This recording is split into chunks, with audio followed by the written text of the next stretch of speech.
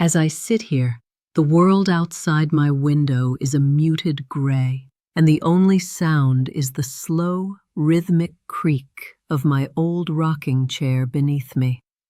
I'm Eliza, 88 years young, or so they say, though my bones tell a different story. My living room is dim, just a flicker of light from the single bulb overhead, casting long shadows across the worn wooden floor. On the table beside me, a lavender candle burns low, its faint, floral scent weaving through the air, a quiet companion to the weight of memories that press against my chest tonight. I've lived a long life, seen more than most, but there's one story, one jagged piece of my past that still claws at me, demanding to be told. So I'm telling it now, to you, with a voice that's weathered but steady, because some truths don't rest easy, no matter how many years you pile on top of them. Let me start with the people who shaped my world.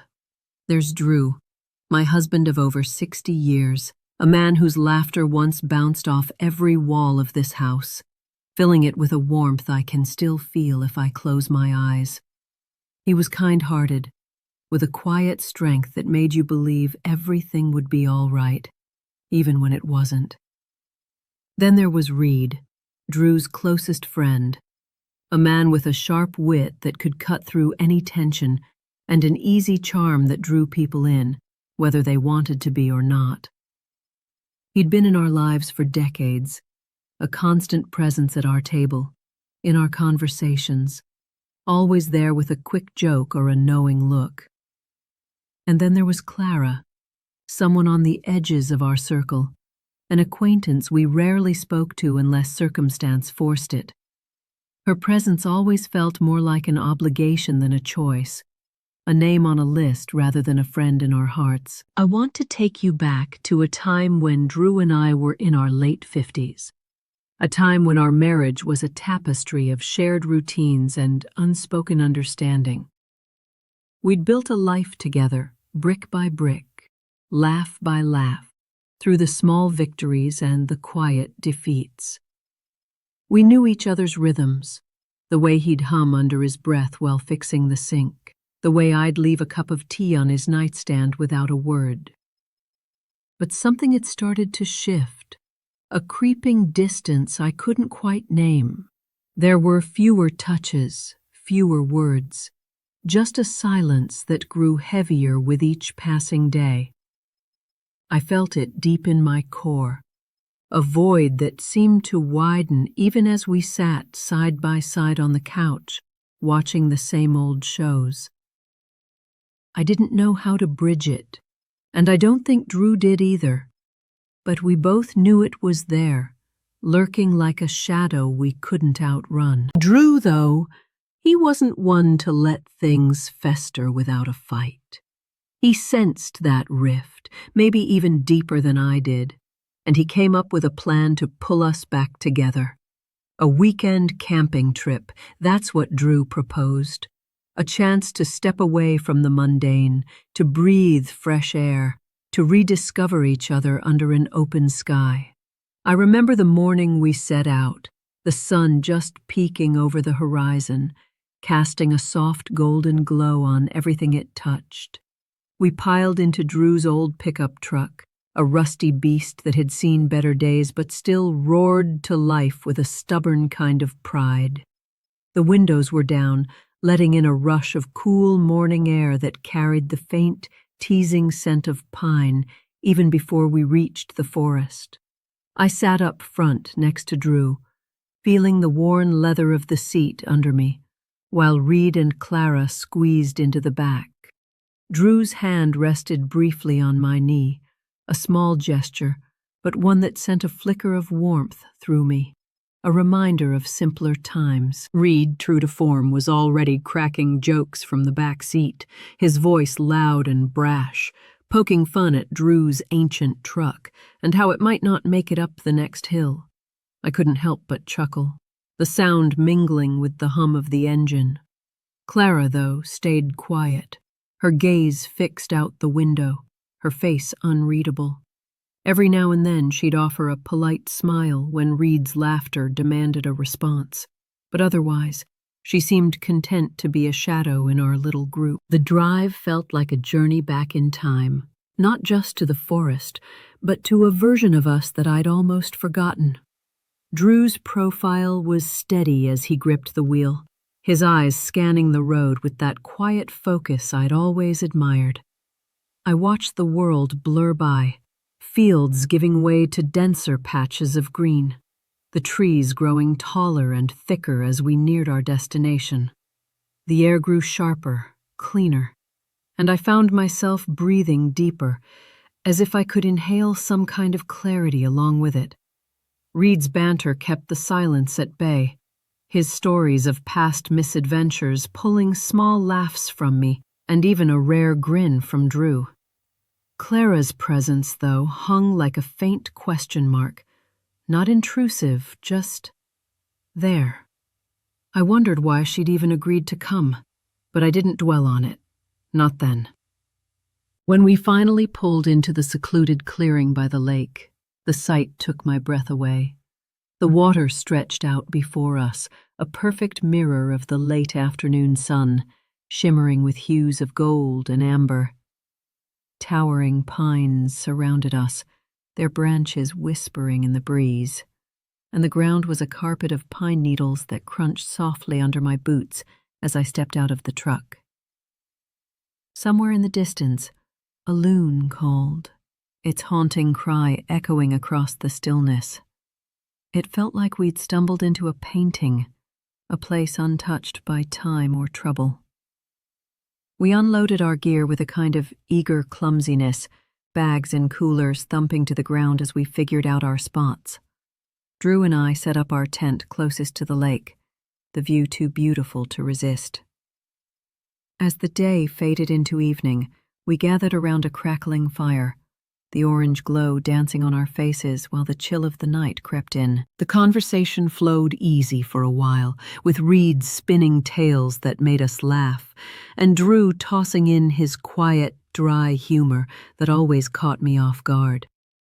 Clara sat a little apart, nursing a cup of coffee, her eyes on the flames more than on us. I remember feeling a pang of something, maybe longing, as I watched Drew's profile in the firelight, wishing I could reach across the growing gap between us with more than just a glance. But the moment passed, and soon exhaustion from the day settled over us like a heavy blanket. As night fully claimed the forest, we said our goodnights and retreated to our tents, the fire reduced to glowing embers behind us. I crawled into our little shelter by the lake, the air inside already cool and damp with the scent of canvas and earth. Drew was right behind me, and we zipped ourselves into our shared sleeping bag, the fabric slick and chilly against my skin at first. I nestled close to him, feeling the familiar shape of his body. But there was a stiffness there, an unspoken barrier even in this intimate space. His breathing deepened almost instantly, steady and slow, a rhythm I knew so well. He was out like a light, leaving me alone with the quiet. I lay there, staring up at the dark curve of the tent ceiling, unable to shut off my mind. Outside, the leaves rustled in a gentle wind, a constant whisper that seemed to echo my restless thoughts. Somewhere far off, an owl hooted, its call piercing the stillness, and I couldn't help but dwell on the distance between Drew and me. How had we drifted so far without noticing? Or had we noticed and just chosen to ignore it? My heart ached with questions I didn't have answers for, and sleep felt like a distant stranger. I don't know how long I lay there, lost in that maze of thoughts, when a faint sound snapped me back to the present. It was subtle at first, almost imperceptible over the natural hum of the night, the slow, deliberate drag of a zipper. My pulse quickened, a jolt of adrenaline spiking through me, but I told myself it was nothing. Probably Drew getting up for a quick trip outside. I turned my head just enough to glance at him, expecting to see an empty spot beside me. But there he was, still to my right, his chest rising and falling in that same even rhythm, fast asleep. My brows knit together in confusion, my mind scrambling to make sense of it. If Drew was here, then who? Before I could finish the thought, I felt it. A shift on the left side of the sleeping bag, a weight settling in beside me, careful and slow. My breath caught in my throat, every muscle in my body locking up as a hand, not Drew's, brushed against my arm. It was cautious, almost hesitant, but deliberate in a way that sent a shiver down my spine. I didn't move, didn't dare to, as the reality sank in. This wasn't my husband. The breath near my ear was heavier, unfamiliar, and somehow, instinctively, I knew. It was Reed. My mind spun, shock crashing over me like a wave, drowning out every coherent thought. What was happening? Why was he here? And why wasn't I screaming, shoving him away, doing anything at all? I lay there, frozen, as a storm of emotions tore through me. Fear was the loudest at first, a primal instinct telling me this was wrong, dangerous even. But beneath it, confusion churned. How had he slipped in without a sound? And what did he want? And then, buried deeper still, there was something else, something I didn't want to name. A flicker of curiosity, forbidden and sharp, that made my heart race for reasons beyond just fear. His touch lingered, slow and tentative, as if he were testing a boundary, waiting for a reaction, a sign. A silent question hung in the air between us. Was this okay? I didn't answer. I didn't push him away, didn't whisper a "dawn creeps in," slow and unapologetic. The first slivers of light piercing through the thin fabric of the tent. I'm lying still, my body heavy as if it's been pinned down by the weight of last night. My chest feels tight, a knot of something I can't name pressing against my ribs, making each breath a conscious effort. I keep my eyes closed, pretending to sleep, though my mind is a storm that won't quiet. Beside me, Drew stirs, his movements soft but enough to jolt me. He lets out a contented sigh, the kind of sound that used to make me smile, but now it just deepens the ache. I hear him shift, feel the warmth of his presence as he sits up, completely unaware of the chaos churning inside me. I can't face him, not yet, so I force myself to move, peeling my eyes open and pushing myself upright. My gaze stays low, fixed on the rumpled sleeping bag, avoiding his face, his eyes, anything that might force me to confront the truth. I mumble something about needing air and reach for the tent zipper, my fingers clumsy as I tug it down. The cool morning air rushes in, sharp and clean, a stark contrast to the suffocating heat of my thoughts. I step outside, my boots crunching on the pine needles, and take a deep breath, letting the chill settle into my lungs. The lake shimmers in the distance, its surface a perfect mirror of the pale sky above, reflecting a calm I can't touch. It's beautiful, almost cruelly so, a reminder of how the world keeps moving, indifferent to the mess I've made.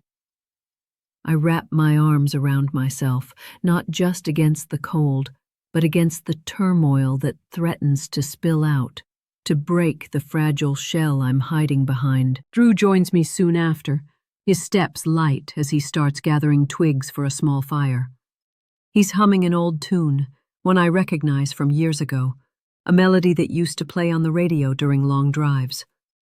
His cheerfulness cuts through me like a blade, each note a reminder of how oblivious he is to what happened just hours ago. I watch him from the corner of my eye, unable to look directly at him, as he crouches by the fire pit, coaxing the flames to life with a practiced ease. My hands tremble as I pick up a tin mug from our gear, the metal cold against my skin, mirroring the numbness I'm trying to cling to. I don't trust myself to speak, not yet, afraid my voice will betray everything. Reed emerges from his tent a few moments later, his hair mussed from sleep, his expression carefully neutral. But when our eyes meet for the briefest of seconds, there's a flash of something. Acknowledgement, maybe, or a shared burden. It's a secret carved into that fleeting glance, a silent agreement that neither of us will speak of what transpired in the dark. My stomach twists, and I quickly look away, focusing on the ground, on the way the dirt clings to the edges of my boots. Clara's already up, moving with purpose as she packs her gear near her tent, her back to us. She seems oblivious to the undercurrent rippling through the camp, her focus on folding her sleeping bag with meticulous care. I wonder if she senses anything, if the air feels heavier to her too, or if I'm just projecting my own guilt onto everyone around me. We fall into a forced kind of normalcy, the kind that feels like walking on a tightrope. Drew calls out to ask if anyone wants coffee, his voice warm and inviting as the fire crackles behind him. I manage a nod, my throat tight, and mutter something about the weather, how it's crisp, how the sky looks clear. The words feel hollow, each one a lie I'm stacking on top of the bigger one I'm carrying. Reed chimes in with a casual remark about the forecast, his tone light, as if nothing's changed, as if he didn't cross a line that can't be uncrossed. Clara offers a small smile, agreeing that it's a good day to head back, her voice neutral, distant. I clutch my mug tighter, the edges biting into my palm, grounding me in the moment as we finish the last of our packing. The camp is almost disassembled now, tents folded, gear stowed, the fire nothing but a smudge of ash and charred wood. I'm moving on autopilot, shoving sleeping bags into duffels, my mind a tangled mess of what-ifs and regrets. That's when Drew catches my eye from across the clearing. He gives me a small nod, a silent signal, and gestures toward the lake. My stomach lurches, but I follow him, my boots dragging against the earth as we move away from Reed and Clara, who are busy wrestling with the last cooler. We stop near the water's edge, the lake stretching out before us, still and serene, a cruel contrast to the storm inside me. Drew turns to me, his face softer than I've seen it in days, etched with a concern that makes my chest ache. He steps closer, his voice low, gentle, as he asks if I'm okay. He's noticed how quiet I've been, how I've barely said a word since we woke up. My heart hammers against my ribs, so loud I'm sure he can hear it, and I open my mouth to respond, but the words stick like glue in my throat. The truth is clawing its way up, desperate to spill out, to shatter this fragile peace between us. I feel the sweat beading on my palms despite the morning chill, my hands clenching into fists at my sides to hide the trembling. There's a lump in my chest, heavy and unyielding, pressing down until every breath feels like a battle. I want to tell him everything, to let the weight of last night crash down and be done with it, but I can't. Not now. Not ever. The thought of his face changing, of that quiet strength in his eyes turning to hurt, or worse, disgust, stops me cold. So I force a smile, the kind that feels like it's tearing my face apart, and mumble something about being tired, just worn out from the trip. My voice cracks on the last word, a jagged edge I can't smooth over, and I see it, a flicker of doubt in his gaze, a question he doesn't ask. He studies me for a moment longer, then nods slowly, accepting my lie, though I'm not sure he believes it. He reaches out, squeezes my shoulder briefly, and turns back toward the others, leaving me standing there, staring at the water, feeling like I've just dodged a bullet, but lost something vital in the process. Later, as we load the last of the gear into the truck, I catch Reed's eye. Drew and Clara are on the other side of the vehicle, distracted with securing a strap, their voices a distant murmur over the rustle of leaves. Reed and I don't speak. There's no need to. The weight of last night hangs between us, heavy as a stone, an invisible thread tying us to a moment we can't undo. His gaze is steady, unreadable at first, but there's an intensity there, a shared understanding that this stays buried, locked away where no one else can find it. Yet beneath that unspoken agreement there's something else, an electric charge, a pulse of guilt and something darker, something I don't want to name. It's not just about betraying Drew anymore. It's about the boundary Reed and I crossed with each other, a line that shifts everything, even the way I see myself. I realize in that split second, as our eyes hold, that we've altered something fundamental, not just in my marriage, but in the space between us. It's a secret that binds us now, whether I want it to or not, and the thought sends a shiver down my spine that has nothing to do with the cool air. I break the gaze first, turning away to shove a bag into the truck bed, my movements sharp, almost angry, as if I can push the feeling away with sheer force. We climb into the truck for the drive home, the atmosphere thicker than it was on the way here, a heaviness that presses down on all of us, though I'm not sure the others feel it the same way I do. Now, as I sit here in my rocking chair, decades later, the creak of the wood beneath me is a steady heartbeat, grounding me in this quiet, dim room. The lavender candle on the table flickers, its flame nearly spent, casting a soft, wavering glow that dances across the walls. I'm 88 now, and the weight of that night in the forest still lingers, a shadow that never quite faded, no matter how many years I've stacked on top of it. I'm speaking to you directly, my voice a little slower, a little heavier, because I need you to understand something I've never said out loud to anyone. I never told Drew. Not that day, not in the weeks or months that followed, not even in the quiet, tender moments we shared as we grew old together. We stayed married, built a life that looked whole from the outside, raised our family, watched the world change around us. But that night left an invisible scar, a boundary crossed that I couldn't rebuild, a silence between us that never fully lifted, even when his hand rested on mine in our later years. Drew passed a few years ago, and I remember sitting by his grave on a chilly autumn afternoon, the leaves falling like quiet tears around me. The headstone was cold under my fingertips, his name etched in stone, so final.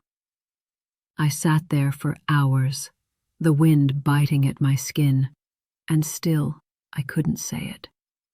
I couldn't tell him what I'd done, couldn't confess how I'd betrayed the trust he'd given me so freely. My throat closed up, just like it did by the lake that morning, and all I could do was whisper an apology for something he never knew about. I wonder if he sensed it, in those quiet looks he gave me over the years, in the way I sometimes pulled away without explanation. Or maybe he didn't, and that's the part that hurts most, carrying this alone, knowing I took something from him he never even knew was stolen. As for Reed, we never spoke of it again after that trip. Not a word, not a hint, just a mutual understanding sealed in that last look by the truck. He stayed in our lives for a while, still showing up at gatherings, still cracking his jokes, but there was always a distance, a careful space we both maintained.